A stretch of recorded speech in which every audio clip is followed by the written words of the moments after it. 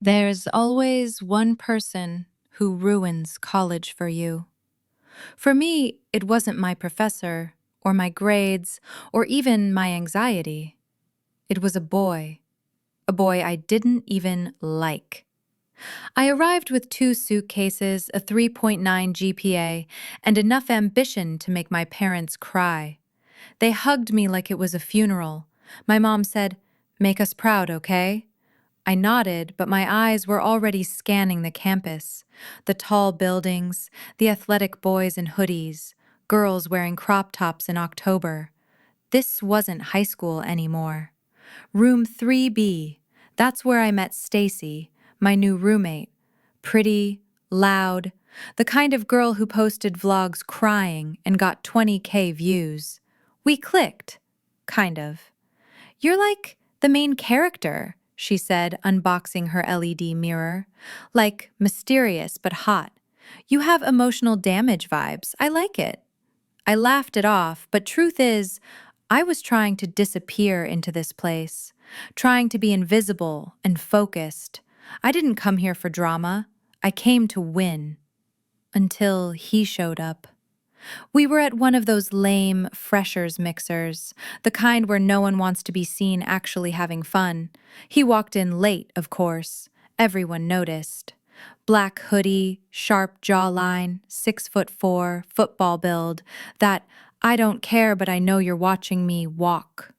Girls whispered his name before I could even ask it. "That's Chad Rivers, quarterback, full scholarship. He slept with a senior the day he moved in." I rolled my eyes. Every school had a Chad, and I wasn't going to be another girl lost in the crowd. So when he made eye contact with me across the room, I looked away. The next morning, he followed me on Instagram. Then he liked 4 of my pics, in a row. Not the recent ones, the old ones. From high school. Player, predictable, Stacy, she was obsessed. "Girl, he's into you. That's how he does it. He tests you." I brushed it off, but deep down, I wanted to see what made him so dangerous. Week 2. Class was normal, campus was buzzing, I was excelling. Group projects, late-night study sessions, iced coffee routines. I was building something. Until the night I walked in on Stacy and Chad hooking up in our dorm. I stood there frozen. She looked up like she dropped a spoon. He didn't even flinch. "Oh shit, sorry," Stacy said, laughing awkwardly. "You weren't supposed to be back till midnight." He just sat there, shirtless, smirking, like I was the one interrupting his life. I didn't come to college for love. I came to dominate. Football, campus, legacy. And yeah, maybe girls too, but that was never the plan. Until her. Full ride, quarterback scholarship, 3 offers, but I chose Eastbridge because their QB was graduating, and I knew I'd take his spot before Christmas. That was the plan. First day, I didn't even unpack my bags before checking out the field. They had my name taped on the locker already. Rivers, number 12. The air smelled like sweat and entitlement. And I loved it.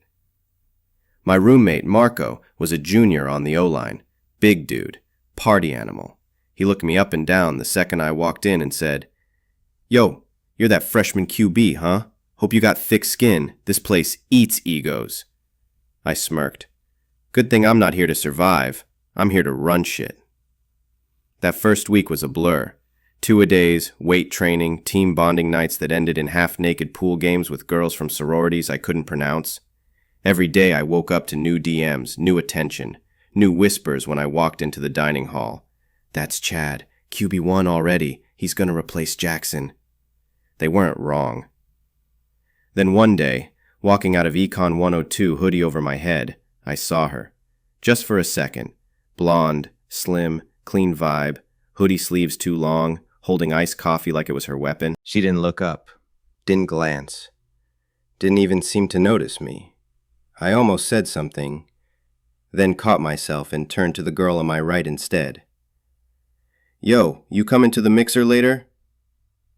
I forgot her instantly, but not the blonde. Friday night, we win our first scrimmage. Coach gives us the weekend off. Marco throws a football house party that gets half the school buzzing. Girls lined up outside before sunset. I walk in with 2 touchdowns on my name, and the world feels exactly how I imagined it. Red cups, smoke in the air, trap music, and eyes.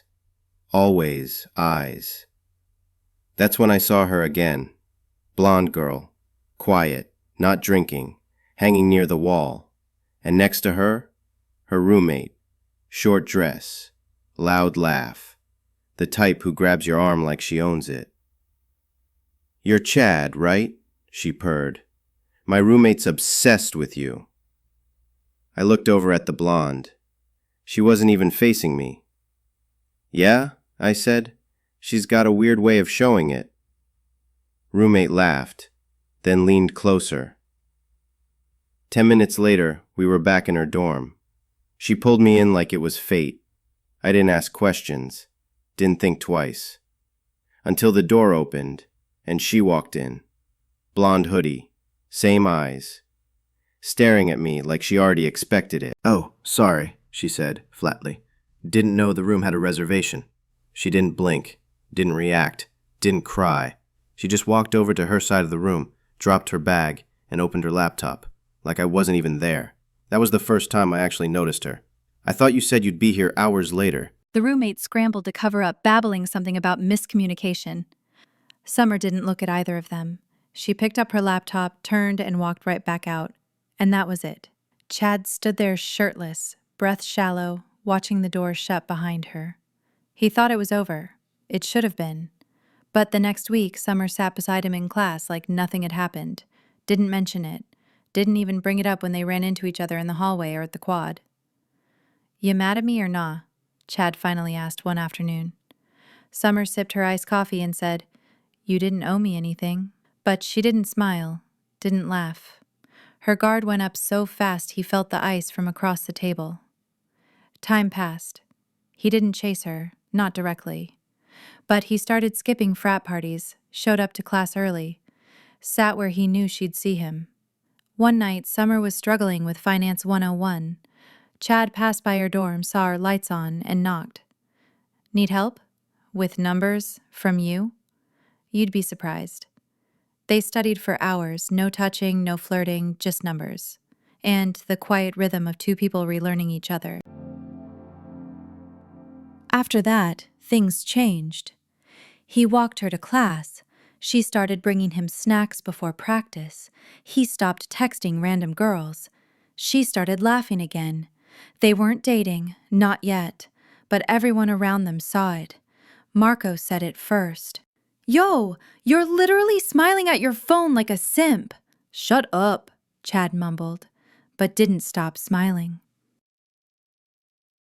One evening after practice, Chad found her on the football bleachers.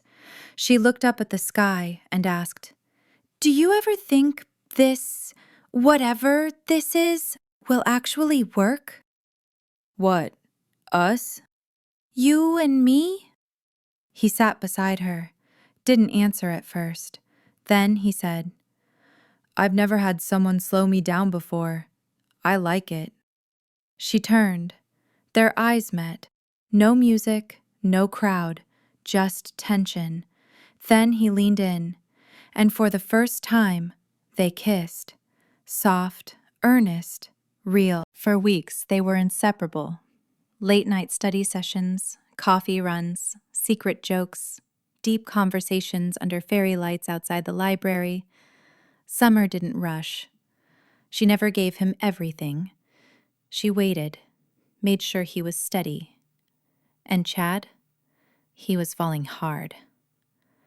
Which is why it made no sense what he did next. One Friday night, football team's big win, the whole school buzzing. Summer wasn't feeling well. She stayed in. Chad promised to stop by later. Marco handed him a bottle. Another player slapped his back.